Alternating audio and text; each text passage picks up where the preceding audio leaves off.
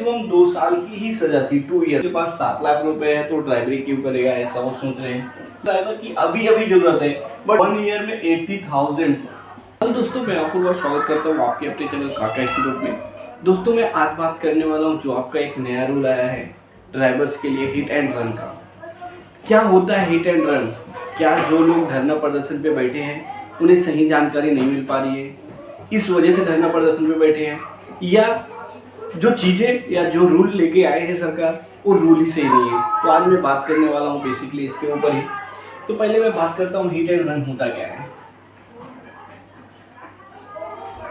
Hit and run, अब आप जहाँ पे इसको मीन आउट कर पाते रहेंगे, हिट एंड रन मतलब कि आप क्या हुआ, हिट किए और फिर उसके बाद आप भाग लिए, ऐसा मतलब तो यही है कि आप किसी को एक्सीडेंट किए उसके बाद आप भाग गए। पहले आपका जो होता था पहले ये 3-4 पार्ट में होता था, जिसमें आपका 304 का आईपीसी था, 338A था, इस प्रकार से 3-4 इसमें केसेस थे, जिसमें आपको मैक्सिमम 2 साल की ही सजा थी, 2 इयर्स का 2 साल की ही सजा थी। बट अब क्या हो रहा है ना, अब क्या हो रहा है, अभी जो है आप किसी को हिट करके, आप मान लो एक्सीडेंट करके भाग जाते हैं और सामने वाला जो बंदा होता है उसको मृत्यु हो जाती है। उसकी मृत्यु होने पे आपको क्या होगा, 10 साल की सजा हो सकती है, मैक्सिमम 10 इयर्स 10 साल की सजा हो सकती है, और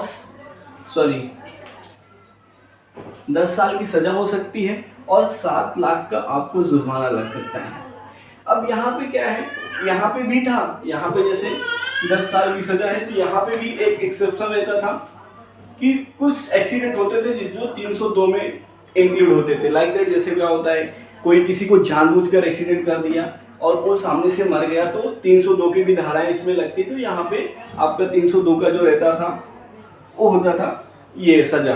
तो यहाँ पे जो हो रहा है, इसको लेके लोग धरना प्रदर्शन इसलिए कर रहे हैं कि मान लो एक ट्रक ड्राइवर है, अगर उसके पास 7 लाख रुपए है तो ड्राइवरी क्यों करेगा, ऐसा वो सोच रहे हैं। दूसरा, अगर 10 साल के लिए एक ड्राइवर जेल में चला गया तो 10 साल उसका पूरा ये हो गया। और समटाइम क्या होता है, सिचुएशन ऐसी रहती है, सामने वाला जो ड्राइवर रहेगा, ड्राइवर एक्सीडेंट जानबूझकर नहीं करते, बट जो वहाँ पे पब्लिक रहती है, जो रहते हैं, ऐसा होता है सबके दिमाग में एक चलता रहता है, जिसकी बड़ी गाड़ी है, जैसे अभी एक एक्टिवा ले लो और एक साइकिल ले लो, दोनों में एक्सीडेंट होता है। भले ही साइकिल की गलती रहेगी बट एक्टिवा वाले को दोष देंगे। एक्टिवा है और 4 व्हीलर है तो 4 व्हीलर जिसकी गाड़ी रहेगी उसको ही, ये एक मतलब साइकोलॉजिकल आदमी के दिमाग में रहता है कि जो बड़ी गाड़ी वाला है उसका ही दिक्कत होएगा।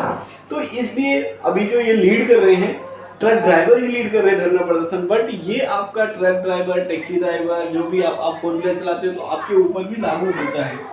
अब इसमें ये क्या है कि थोड़ा सा मिसगाइड ऐसे हो रहा है कि उनको लग रहा है कि हमारे ऊपर आसानी से लगेगा ये, बट ये ऐसा नहीं है। अगर आप हाईवे पे चल रहे हो तो वहाँ पे अभी जैसे बड़े बड़े शहर है, मुंबई है, दिल्ली, वहाँ पे हाईवे के आपके कैमरे लगे रहते हैं, और वो कैमरे में आपका जो होता है स्पीडोमीटर भी लगा रहता है, तो आपका स्पीड कैलकुलेट करता रहता है। अगर वहाँ की मानक स्पीड हाईवे की 100 है, आप 98 पे चल रहे हो, आपसे एक्सीडेंट होता है, तो वहाँ पे ये आपका लागू नहीं होएगा कि आपका एक्सीडेंट हो गया, सामने वाला मर गया तो आपको 10 साल की सजा, 7 लाख का जुर्माना तभी नहीं होएगा। ये आप जो रूल है, रूल अगर आप ब्रेक करके, मान लो 1 वे है, 1 वे में आप जा रहे हो रॉन्ग वे से, एक्सीडेंट हुआ तभी ये लगेगा। स्पीड, आप ओवर स्पीड हो, एक्सीडेंट करते हो तभी लगेगा। मतलब अगर आप रूल को फॉलो कर रहे हो और एक्सीडेंट हो रहा है तभी आपके ऊपर ये केसेस नहीं लगने वाले हैं।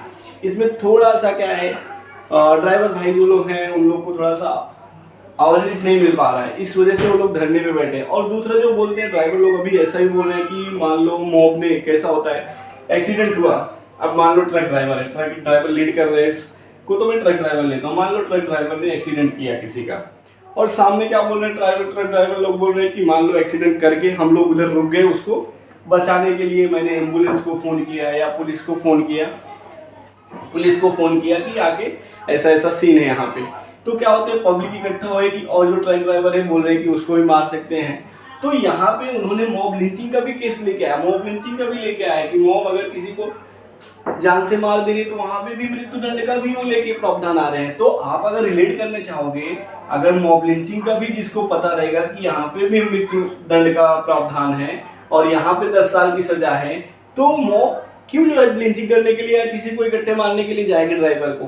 तो अगर आप रिलेट करोगे तो सिस्टम से देखेंगे रूल, उतना भी ये नहीं है, बट कहीं ना कहीं मुझे लगता है कि जो आपका all India motor transport Congress है, इन लोग से बात करके ही लागू करना चाहिए। अभी इसके जो आपके अध्यक्ष हैं, इनका नाम है अमृतलाल मदन। इन्होंने बोला भी, अमृतलाल मदन ने बोला कि आज के टाइम पे जो है 28 मान लो 25% से 30%, मतलब यहाँ पे जैसे बोलते हैं ना बेरोजगारी है, तो यहाँ पे वैकेंसी आपको 30% मतलब ड्राइवर है ही नहीं, इतने ड्राइवर की अभी अभी जरूरत है। बट वो बोल रहे हैं कि अगर ये जो रूल लेके आएगी सरकार, तो यहाँ पे 50% भी चांस है कि 50% ड्राइवर की आवश्यकता या 50% ड्राइवर कम पड़ सकते हैं। और आप जो ये रूल इसलिए लेके आई सरकार, क्योंकि अगर आप देखने जाएंगे डेटा, तो 1 ईयर में 80,000 लगभग 80,000 पब्लिक केवल हिट एंड रन की वजह से मर जाती हैं। आप केवल दिल्ली अकेले का डेटा लेंगे तो 719 केसेस आए हैं एक साल में हिट एंड रन के। तो इसलिए सरकार ये लेके आई है। अगर आप इसको अच्छे से देखेंगे तो उतना बुरा नहीं है। फिर भी मैं बोलूँगा कि सरकार को AIMTC all India motor transport Congress के जो अध्यक्ष हैं ये अमृतलाल मदन, इनसे मिलके, या जो इसके और भी मेंबर हैं, या ट्रक ड्राइवर के कुछ जो एसोसिएशन वगैरह हैं, सबसे मिलके एक बार बात करनी चाहिए, फिर सिस्टम को लागू करना चाहिए या रूल को लागू करना चाहिए। आपके हिसाब से क्या लगता है, ये हिट एंड रन का जो अभी धरना प्रदर्शन चल रहा है या जो रूल लेके आए हैं, ये रूल आपके हिसाब से सही है या गलत है? कृपया कमेंट बॉक्स में बताएं और अपनी राय रखें। मैं किसी के पक्ष से बात नहीं कर रहा हूँ, मैं निष्पक्षों की बातें बता रहा हूँ। अगर मेरी बातें आपको आहत करती है तो उसके लिए सॉरी, थैंक यू।